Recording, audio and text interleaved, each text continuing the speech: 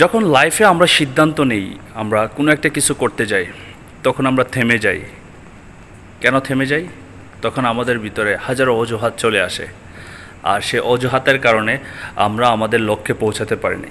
আমার মতো হাজারো ব্যক্তি আছেন প্রবাসী, যারা প্রতিনিয়ত সকালবেলা ঘুম থেকে উঠতেছেন, কাজে যাচ্ছেন এবং রাতে কাজ শেষ করে আবার খাওয়া দাওয়া করে আবার শুয়ে যাচ্ছেন। এটাই তার ডেইলি রুটিন। আচ্ছা, কখনো কি অ্যানালাইসিস করে দেখেছেন যে অ্যাকচুয়ালি এইভাবে আপনার লাইফটা কোথায় যাবে? আপনি কি ফাইন্যান্সিয়ালভাবে ফ্রিডম হতে পারতেছেন? আপনি কি টাইম ফ্রিডম হতে পারতেছেন? আপনি কি আপনার একটা ভালো কেরিয়ার আছে কি? একটু অ্যানালাইসিস করে কি কখনো দেখেছেন? রাত্রে ঘুমানোর আগে কি আপনি কখনো চিন্তা করেন যে এই বিষয়গুলি আপনার দরকার আছে কি না? আমরা অনেকেই চিন্তা করি, ট্রাস্ট মি, অনেকেই চিন্তা করি, কিন্তু চিন্তা করার পর অনেকে আছে মনকে বোঝাই, যাই হোক আমার কপালেই তা আছে।